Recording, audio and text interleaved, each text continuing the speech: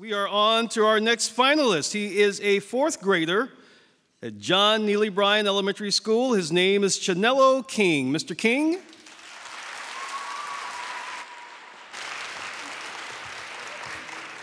Good morning, Mr. King. Good morning.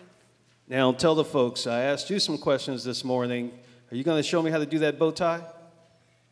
Well, my mother did it for me. I figured as much. Well, she did a marvelous job. You look very nice. Congratulations. Let's get this microphone for you and we'll get you going.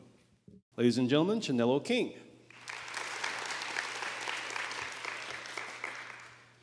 If I, Chinelo King, could speak directly to Reverend Dr. Martin Luther King Jr. about my hopes and dreams for our world, the first thing I would say is thank you. Thank you for being a courageous voice to speak up for civil rights. Thank you for using your feet to walk instead of ride on the buses of inequality. Thank you for using your bottle to sit in against discrimination. Thank you for using your legs to march ahead and be our drummer for justice. And thank you for using your faith to remain peaceful through the protest. You see, as far back as I can remember, my parents have taught me and my 7 siblings that we are born into this world with certain tools, that we are already equipped to do certain things. I pondered the topic for this year in that phrase, if I could speak directly to Dr. King, was a little disturbing. In my short 9 years, I have been raised to believe that even though a person's human body has left this earth, their spirit is still with us, reminding us to use the tools they have passed down along with the ones we have acquired from our family, school, church, and community. My mother refers to this as having our own tool belts wrapped tightly around our waist. So, Dr. King, I want you to know that I know that my dreams for our world have to begin with my dreams for myself. I aspire to become an architectural engineer because I like to use my head and my hands to do math, to draw, to build, and to create. Feeling inspired by your speeches, what I'm saying is, I dream of becoming an engineer of mankind, an architect of great scholars, a contractor of community service. My goal is to be great at all of it. I am reminded of one of your famous quotes. Not everybody can be famous, but everybody can be great because greatness is determined by service. Dr. King, I desire to be a servant of the people.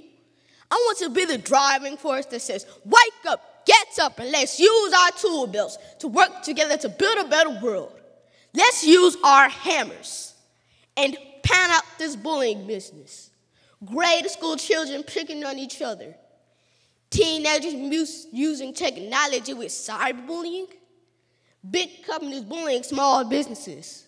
I want to be the person to teach others how important it is to use art tape measures, to measure a person by their character and what they contribute to this world, not be measured by the clothes we wear, the cars we drive, or the neighborhood we live in.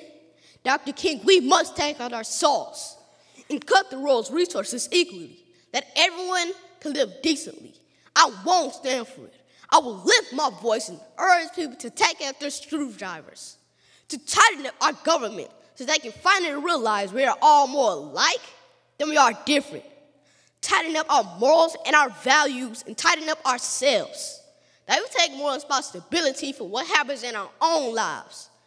I will always take out my drill and drive into the minds of all people something you have already told us. Together, we must learn to live as brothers and sisters, or together, we'll be forced to perish as fools.